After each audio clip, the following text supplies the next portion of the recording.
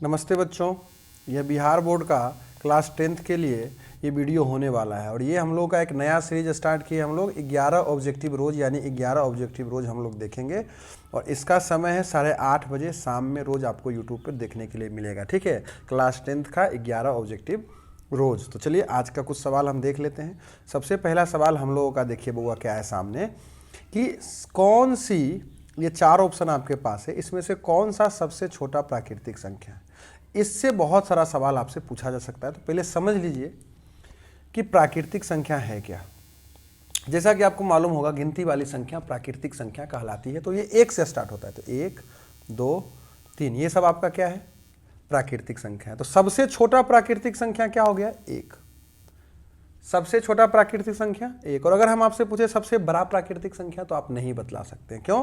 क्योंकि सबसे बड़ा प्राकृतिक संख्या आपको नहीं मिलेगा। उसी तरह से एक आता है पूर्ण संख्या।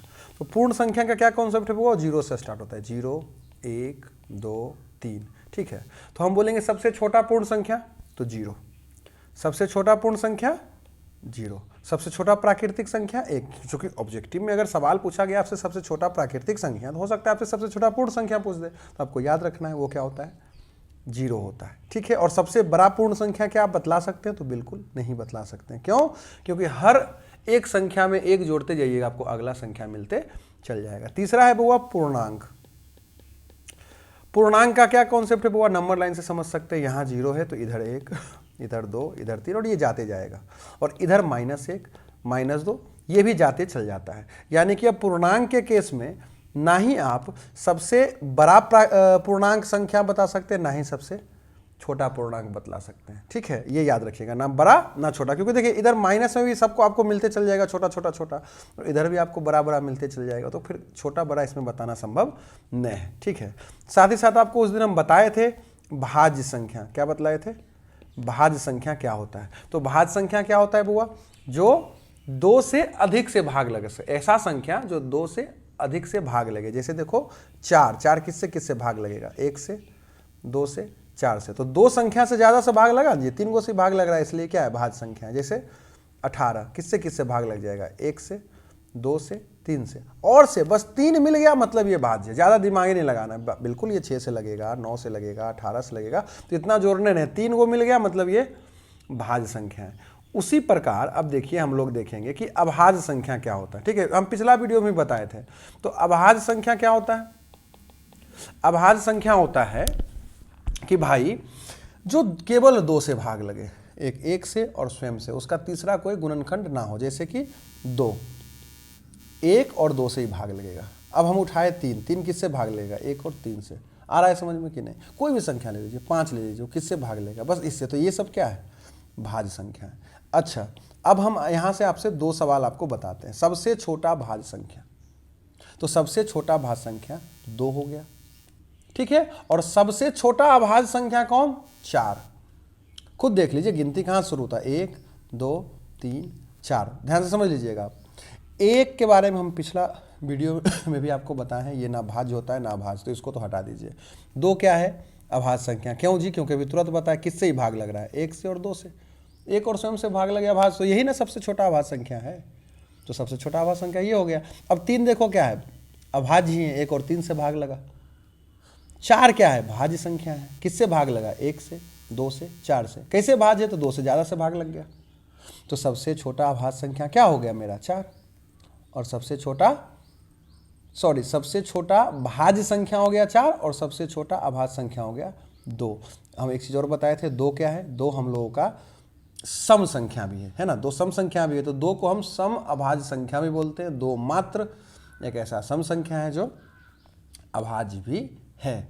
ठीक है, यानी हम क्या क्या अभी बता दिए आपको कि सबसे छोटा प्राकृतिक संख्या 1 होता है। यहाँ सवाल में यही पूछा जा रहा था कि भाई सबसे छोटा प्राकृतिक संख्या कौन है, तो यहाँ तो आंसर हम लोगों का ऑप्शन सी 1 हो जाएगा। ठीक है, साथ ही साथ आपका सबसे छोटा पूर्ण संख्या 0, सबसे छोटा अभाज्य संख्या 2, सबसे छोटा भाज्य संख्या 4। इतना याद रखिएगा, हो सकता है कि आपसे सवाल ये एग्जाम में पूछ ले। ठीक है, अब हम लोग अगला सवाल की ओर बढ़ते हैं। यहाँ पूछा जा रहा है कि भाई 45 और 60 का एचसीएफ बताइए। देखिए एचसीएफ कैसे हम निकालते हैं या एलसीएम कैसे निकालते हैं, उसके लिए हमको अभाज्य गुणनखंड आना चाहिए।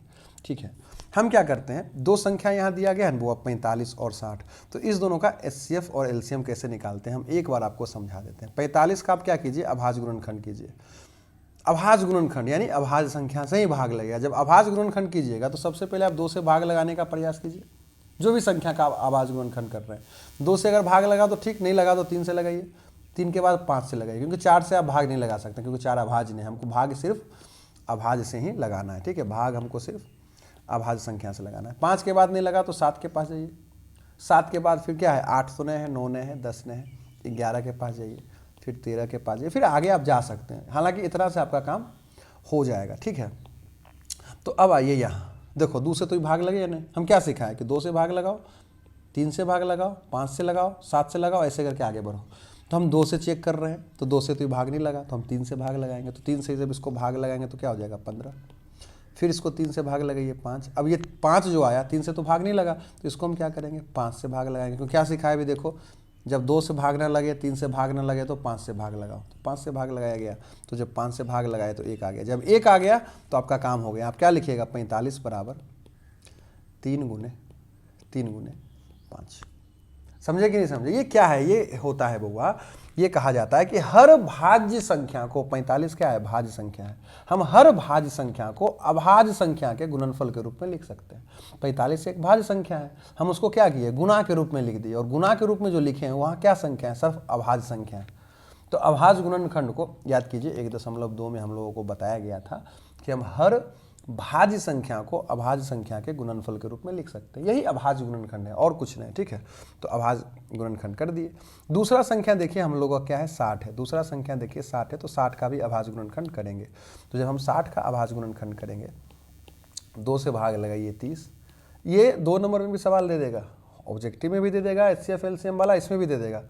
फिर 2 से भाग लगाइए 15, क्योंकि हम बोले पहले 2 से भाग लगाओ, 2 से भाग अब नहीं लगे तो 3 से भाग लगाओ, 5 और 1। इतना बात समझ में आया क्या? तो हम 1 आ गया तो फिर क्या करेंगे, लिख देंगे 60 बराबर 2 गुने 3 गुने 5। बस इसके बाद हम लोग क्या करेंगे, हम लोग देखेंगे कि जिस दोनों संख्या का हमको एचसीएफ निकालना है या एलसीएम निकालना है उसमें मिल क्या रहा है। तो 45 का लिख दिया अभाज्य गुणनखंड, 60 का लिख दिए, अब दोनों में मिलाएंगे। तो एचसीएफ के लिए क्या करते हैं, वो एचसीएफ के लिए क्या करते हैं, जो दोनों में मिला ना उसको लिख दीजिए।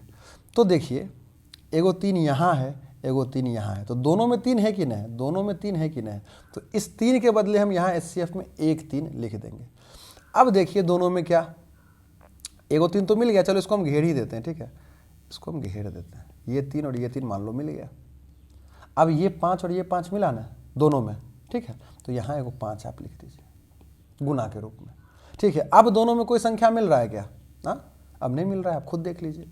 यहाँ 3 है, अब यहाँ कोई 3 बचा क्या, नहीं बचा, क्योंकि ये 3 तो इस 3 के साथ हो गया, इसका जोड़ा लग गया, युग्म बन गया, इस 5 का इसके साथ बन गया। अच्छा एक चीज़ और, अब यहाँ देखिए 2 2 मिल रहा है, इसको हम युग्म लगाकर इसके बदले यहाँ गुने 2 नहीं कर सकते, हम इस दोनों का एचसीएफ निकाल रहे हैं। तो इस दोनों में मिलाना, इस दोनों के गुणनखंड में मिलाना, यानी कि इसी में मिला के 2 लिख देंगे तो गलत हो जाएगा। ठीक है, तो हमको जब एचसीएफ निकालने बोला जाएगा तो हम क्या करेंगे, अभाज्य गुणनखंड दोनों संख्या का कर देंगे, और अभाज्य गुणनखंड करके जो दोनों में संख्या मिला उसके बदले 1 1 लिख देंगे। तो ये क्या हो गया, देखो गुना करके आ गया 15, यानी 45 और 60 का एचसीएफ 15 आएगा। बिल्कुल आप अगर चाहें तो भाग विधि से भी इसको बना सकते हैं, 45 को ऐसे 60 से भाग देगा, क्योंकि ऑब्जेक्टिव है, ऑब्जेक्टिव में उसको बस आंसर चाहिए कि भाई 15 बता दो आंसर है, उसको पता नहीं कि भाई कैसे आप बना रहे हैं, उसको बस आंसर चाहिए। तो बिल्कुल आप ऐसे करके भी बना सकते हैं। लेकिन अभाज्य गुणनखंड इसलिए आपको सिखा दिए या बता दिए क्योंकि 2 नंबर में भी सवाल देकर साफ साफ बोलेगा कि भाई अभाज्य गुणनखंड विधि से इसका एचसीएफ निकालिए, इसलिए बता दिए। अच्छा जी, एक चीज़ और यहाँ हम आपको सिखाएंगे, वो है आपका एलसीएम। अब यहाँ है तो आप एलसीएम भी साथ साथ सीखते चल जाइए। ठीक है, तो एलसीएम जब हम इसका आपको सिखाएंगे तो एलसीएम में क्या होता है मालूम है, एलसीएम के लिए सेम अभाज्य गुणनखंड तो कर दिए, जो दोनों में मिला जोड़ा लगा के लिख दिए। ध्यान से देखो 3 का जोड़ा लगा था, ये 3 का इस 3 के साथ जोड़ा लगा था, यानी 15 जो लगा, 15 यहाँ लिख दीजिए आप, सीधा यहाँ 15 लिख दीजिए पहले आप, और जो बच गया उसको भी लिख दीजिए। ये 3 बच नहीं गया मालिक, तो इस 3 को भी लिखिए। ये 4 हो गया ना, गुना हो गया, 4 को भी लिखिए और इसको गुना कर दीजिए। तो 15 चौक 60, 60 या 180, यानी 15 और 60 का अगर आप एलसीएम निकालिएगा तो वो 180 आएगा। ध्यान से समझ लीजिए, अगर आभास गुणनखंड विधि से आप एलसीएम और एचसीएफ निकालना चाहते हैं तो एचसीएफ में केवल जो दोनों में मिला उसके बदले एक एक लिखिए, और एचसीएफ में और एलसीएम में जब जाइएगा तो जो मिला वो भी लिखिए और जो नहीं मिला उसको भी लिखिए, सारा लिख दीजिए, ठीक है। बाकी अगर आगे कोई हम सवाल देंगे आपको तो वहाँ फिर स्पेशल एक बार कहिएगा तो हम बता देंगे, ठीक है। उम्मीद करते हैं कि आपको यहाँ बात समझ में आया होगा। तो आभास गुणनखंड से हम 45-60 का यहाँ एचसीएफ निकाले, 15 आया, यानी ऑप्शन डी मेरा सही जवाब है। चलिए अगला सवाल की ओर बढ़ते हैं। इस सवाल में देखिए कहा जा रहा है हम लोगों का, ये पिछला वीडियो में भी शायद हम बताए होंगे कि P अगर एक कोई धनात्मक पूर्णांक है तो धनात्मक सम पूर्णांक का क्या रूप होगा। बहुत सिंपल है, हर इसमें अलग अलग तरह से सवाल आपसे पूछ देगा। याद रखना है कि सम पूर्णांक जो होता है ना बउआ, वो 2p के रूप का होता है। सम पूर्णांक जो है 2p के रूप का होता है, सिंपल, ठीक है, याद रखना। अच्छा p क्या है, कुछ नहीं, यहाँ बोला ना p पूर्णांक है, कहीं बोल देगा m पूर्णांक है तो वो 2m के रूप का हो जाएगा, कहीं बोल देगा t है तो वो 2t के रूप का हो जाएगा। सम संख्या 2 गुने मान लीजिए कोई भी अक्षर आपको दे देगा उसके रूप का होता है। अच्छा ऐसा नहीं है कि सिर्फ इसी के रूप का होगा, हो सकता है कि सवाल में आपको बोल दे, सवाल में ये ना ऑप्शन देकर ऐसे, ठीक है, एक बार यहाँ समझा देते हैं, आपको क्लियर कर देते हैं कि जो इस सवाल का ऑप्शन के अकॉर्डिंग मेरा 2p आंसर हो गया, आंसर खत्म। सम पूर्णांक 2p के रूप का होता है, 2 तो फिक्स हो गया, सम संख्या 2 है और p यहाँ दिया था इसलिए 2p के रूप का हो गया। कभी सवाल में बोल दिया m तो 2m का रूप का हो जाएगा, q बोल देगा तो 2q के रूप का हो जाएगा, ठीक है। आप याद कीजिए एग्जाम्पल में अगर आप बनाए 1.1 में तो इसको हम सीधे भी किए थे। लेकिन अगर ये ऑप्शन ना दे, ध्यान से समझिए, अगर ये आपको ऑप्शन ना दे, ऑप्शन में अगर 6p रहे, 2p की जगह क्या रहे, 6p रहे, ध्यान समझिए, सारा ऑप्शन सेम रहा। अब मान लो ऑप्शन में 6p रहा तो 6p भी हो जाएगा, ठीक है। ऑप्शन में रहा 6p, p + 1, p और 2p + 1, तो खुद सोच लीजिए ना इसमें क्या आंसर मेरा हो जाएगा, 6p हो जाएगा। तो ये ऑप्शन पे अकॉर्डिंग आपको देख लेना है कि भाई सिंपल सम संख्या इसमें कौन सा है, ठीक है। जैसे कि आप देखिए, आप यहाँ देखिए, यहाँ 2p + 1 है, 2 तो इसमें सम संख्या है लेकिन एक सम संख्या नहीं है, इसलिए ये नहीं हुआ। p सीधा है, इसमें सम संख्या है, ये नहीं। देखो अक्षर को हमको नहीं देखना है, जो अंक दिखे ना उसको देखो कि सम संख्या है क्या, कोई बड़ी बात नहीं है। ऑप्शन में अगर हम बोल दिए 6p है तो p ही लिखते 6 की p + 4, क्या ये सम पूर्णांक का रूप है, तो है। क्यों, क्योंकि यहाँ 2 अंक आपको दिख रहा है, 6 और 4, ये दोनों सम संख्या है, सिंपल। इस तरह से भी आप चल सकते हैं। तो सारा सम संख्या जो है ऐसे बेसिक जो है 2p के रूप का होता है, ठीक है। लेकिन ये जो हम बता रहे हैं इसको भी ध्यान रखना है कि वो कोई भी सम संख्या देकर आपको ऑप्शन में पूछ सकता है कि भाई बताओ इसमें कौन सा सम संख्या का रूप है, तो आप सम संख्या पे गौर कीजिएगा, ठीक है। हालांकि इस सवाल का खास, इस सवाल का आंसर बउआ हम लोग का क्या हो गया, इस सवाल का आंसर हम लोगों का ये 2p हो गया, ठीक है, याद रखिएगा। ज़्यादा यही चांस है आपका एग्जाम में आपसे पूछे। अब इस सवाल में है, इसमें सिंपल आपसे पूछा जा रहा है कि विषम पूर्णांक का रूप बताइए, और देखिए यहाँ q दे दिया, पिछला में p दिया, इसमें q दिया, तो देखो इसमें क्या किया, बेसिक क्या है, बेसिक क्या है कि विषम पूर्णांक का जो रूप होता है वो 2q + 1 होता है। ये आप इसको याद रखिएगा, विषम पूर्णांक का रूप 2q + 1 होता है। लेकिन अभी जैसे हम इस सवाल में बताएं कि ऑप्शन में वो कुछ भी दे सकता है, तो अब यहाँ ऑप्शन में देखिए कि वो कौन सा ऑप्शन है जिसमें सम संख्या आपको दिख रहा है या विषम संख्या आपको दिख रहा है। तो यहाँ विषम संख्या पूछा जा रहा है, तो आप गौर कीजिए कि विषम संख्या हमको कहाँ दिख रहा है।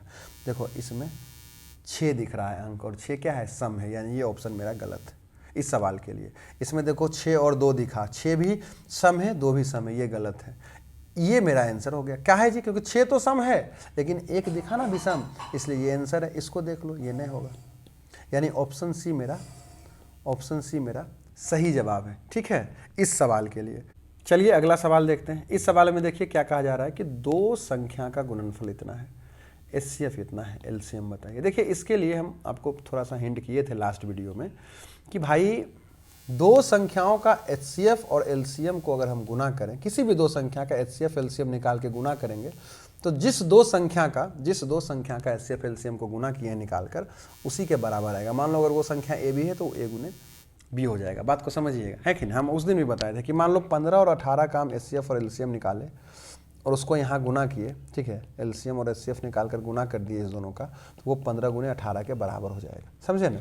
यही बात इस सवाल पे लागू होगा, यानी एज अ फॉर्मूला आप इसको ले सकते हैं, ठीक है। तो क्या हम बोल सकते हैं कि भाई एचसीएफ, एक सेकेंड, क्या हम बोल सकते हैं बुआ, एचसीएफ गुने एलसीएम बराबर दोनों संख्याओं का गुणनफल। यहाँ तो गुना करके दे दिया है, हमको कहीं कहीं गुना भी करना पड़ेगा, यहाँ तो गुना करके दे दिया है, तो यहाँ सीधा लिख दीजिए 2 1 6 6। अब हम लोग क्या करेंगे, एचसीएफ का मान 19 है, यहाँ 19 रख दीजिए। एलसीएम का मान क्या है, कुछ नहीं, ये तो ज्ञात ही करना है, बराबर 2 1 6 6। अब हम लोग आगे क्या करेंगे, एलसीएम बराबर लिख देंगे 2 1 6 6 भागे 19। तो इसको भाग अगर हम दे देंगे तो भाग देकर 114 आ गया, यानी कि इस सवाल का आंसर क्या हो गया, ऑप्शन सी 114, हाँ कि ना। चलिए इस सवाल को देखते हैं। इस सवाल में बउआ हमसे एलसीएम पूछा जा रहा है, अभी तुरंत हम बोले थे, और इसमें क्या हुआ ना, अभाज्य गुणनखंड करके दे दिया कि भाई ए बराबर मान लो इतना है, बी बराबर इतना है। बताइए एलसीएम क्या हुआ, तो हम अभी आपको क्या सिखाए थे, जो भी संख्या है उसका अभाज्य गुणनखंड, तो मान लीजिए कोई संख्या ए था, उसका अभाज्य गुणनखंड यहाँ दे दिया, तो ए बराबर हम क्या लिखेंगे, 2 पे पावर 3। 2 पे पावर 3 का मतलब क्या, 2 गुने 2 गुने 2, इसको हम लिख दिए 2 गुने 2 गुने 2, ठीक है। इसको क्या लिख दिए, 2 गुने 2 गुने 2। अब यहाँ 3 है तो इस 3 को आगे लिखते हैं 3, और फिर देखो 5 है तो 5 लिख दिए। अब हम बी पे आते हैं, बी है 2 पे पावर 4, बी है 2 पे पावर 4, तो यहाँ 2 को 4 बार लिख देते हैं, 2 को 4 बार लिख देते हैं। फिर देखिए ध्यान से, 5 7 है तो 5 7 को लिख देते हैं। और हम अभी क्या सिखाए थे एलसीएम के लिए कि भाई दोनों में मिलाओ क्या क्या मिल रहा है पहले तो देखिए ध्यान से, दोनों में ये 2 2 मिला तो 1 2 लिख देते हैं, फिर 2 2 मिला फिर 1 2 लिख दीजिए, फिर 2 मिला फिर लिख दीजिए। अब 1 5 मिल रहा है क्या, 5 लिख दीजिए, पहले तो यहाँ तक। फिर जो नहीं मिला वो भी लिखिए, 3 नहीं मिला कहीं फिर भी लिखो, ये 2 नहीं मिला फिर भी लिखो, ये 7 नहीं मिला फिर भी लिखो। अगर यही एचसीएफ बोलते तो जो मिला सिर्फ वही लिखा था, एलसीएम में जो नहीं मिला वो सब लिखाएगा। अब इसको गुना कर दीजिए, तो जब हम गुना करेंगे इसको तो देखिए क्या आ जाएगा, तो ये देखिए गुना होके आ रहा है 1680, यानी ऑप्शन डी हमारा सही जवाब हो गया, ठीक है। गुना खुद से कर लीजिएगा। अगला सवाल देखिए, इस सवाल में आपसे पूछा जा रहा है, देखिए फिर वही आ गया, बहुत सुंदर सवाल है, वही बार बार रिपीट हो रहा है सवाल, ठीक है। जानबूझकर ये सवाल हम आप के लिए लगाए, पूछ रहा है विषम संख्या का रूप बताओ। यहाँ एम दे दिया है, चर से कोई मतलब नहीं। आप ऑप्शन में देखिए कि कहाँ विषम संख्या आपको दिख रहा है, बस संख्या देखो, चर से कोई मतलब नहीं, ठीक है। इस ऑप्शन को देखिए, इसमें 2 संख्या दिखाएगा, 4 1 2, दोनों क्या है, सम है, यानी ये नहीं होगा विषम का रूप। इसमें 4 4 है, ये दोनों नहीं होगा। इसमें 1 दिख गया, क्या है 4, बिल्कुल 4 जो इसमें दिख रहा है वो सम है, लेकिन एगो विषम दिखा, यानी यही मेरा सही जवाब हो गया, सिंपल। और ये दोनों क्या है, ये दोनों सम संख्या का रूप है। अगर यही हम बोल देते कि भाई सम पूर्णांक का रूप बताओ तो ये दोनों हो सकता था, ठीक है, लेकिन ये विषम का है क्योंकि इसमें विषम संख्या है, सिंपल, ठीक है। अब इस सवाल को देखिए, पूछा जा रहा है आपसे कि भाई ये जो लिखा हुआ है ये क्या है, पूर्णांक है, परिमेय है, अपरिमेय है, क्या है। तो हम कल बताए थे कि दशमलव जो है 3 तरह का दशमलव आपको देखने को मिलेगा। एक दशमलव जिसमें कुछ नहीं, सीधा कुछ ऐसे करके लिख दिया, बस खत्म, तो बोलिएगा भाई ये परिमेय है। ये क्या होता है, परिमेय होता है। एक दशमलव वाला आपको दिखेगा जिसमें आपको मान लीजिए कहीं रेकरिंग लगा दिया, तो इसको भी आप क्या बोल दीजिएगा, परिमेय, क्योंकि परिमेय का मतलब क्या होता है, जिसको हम p/q के रूप में बदल सकें, ठीक है। हालांकि q 0 के बराबर नहीं होना चाहिए, तो ये दोनों p/q के रूप में बदला जा सकता है, ठीक है।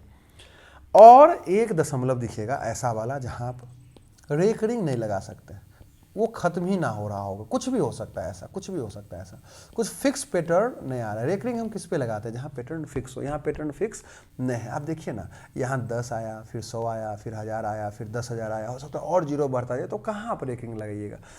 और फिर ऐसे करके आता जा रहा है, डॉट डॉट डॉट लग गया, मतलब ये क्या हो गया, ये जो है खत्म नहीं होगा, इसलिए इसको आप बोल सकते हैं अपरिमेय संख्या। 3 तरह का दशमलव दिखेगा, इसको बोलिएगा अपरिमेय। अच्छा डॉट डॉट, अच्छा कुछ बच्चा रट लेता है कि डॉट डॉट डॉट दिखा मतलब उसको हम अपरिमेय बोल देंगे। अच्छा तो कोई ऑप्शन में अगर हम आपको ऐसा दे दिए 7.34 डॉट डॉट डॉट, तो इसको आप अपरिमेय नहीं बोल सकते हैं बुआ, क्यों, क्योंकि इसको आप लिख सकते हैं 7.34 पे रेकरिंग, क्योंकि 3 4 रिपीट हो रहा है ना सेम पैटर्न पे, तो उस पर रेकरिंग लग जाएगा। लेकिन इसमें रिपीट नहीं हो रहा है सेम चीज़, तो रेकरिंग नहीं लग सकता है। तो अंतर समझ लीजिएगा, ये वाला केस डॉट डॉट डॉट वाला था, लेकिन रेकरिंग इस पर आ सकता है, इसलिए ये परिमेय कहलाएगा। ये परिमेय, ये परिमेय, ये अपरिमेय, जहाँ पे आपका डॉट डॉट भी है और रेकरिंग आप नहीं हटा सकते हैं या नहीं लगा सकते हैं। तो ये क्या हो जाएगा, अपरिमेय संख्या हो जाएगा। क्योंकि देखो बउआ, यहाँ पहले 13 आया, फिर 113 आया, फिर 111 के बाद आया, फिर देखो ये, समझ रहे हैं बात क्या, वही पैटर्न हो गया, डॉट डॉट डॉट। इस पर आप चाह के भी रेकरिंग लगा नहीं सकते हैं, इसलिए अपरिमेय संख्या है। चलिए अगला सवाल देखते हैं। सिंपल, ये तो अभी तुरंत बताया, 144 का आपको अभाज्य गुणनखंड करना है और बताना है 2 पे कितना घात आएगा। तो भाई अभी तुरंत सिखाया, 144 है, अभाज्य गुणनखंड का मतलब क्या बोले, पहले 2 से लगा लो, 2 से ना लगे तो 3 से लगाओ, 5 से लगाओ, 7 से, फिर आगे बढ़ो। तो इसको हम पहले 2 से लगा लेते हैं, जो कि 72 हो जाएगा। फिर 2 से लगाइए 36, फिर 2 से लगाइए कितना 18, फिर 2 से लगाइए 9। अब तो 2 से नहीं लगेगा, आगे इसको हम बना सकते हैं, लेकिन हमसे सिर्फ 2 का घात पूछ रहा है, तो क्यों आगे इसको हम 3 से लगाकर इतना लिखेंगे। फिर देख लीजिए 2 कितना आया, 1 2 3 4, यानी 2 पे पावर 4 आएगा, है कि नहीं। तो बस 4 मेरा आंसर हो जाएगा। पूरा क्यों बना है, बस 2 का घात पूछा, देख लीजिए कितना 2 आया, खत्म।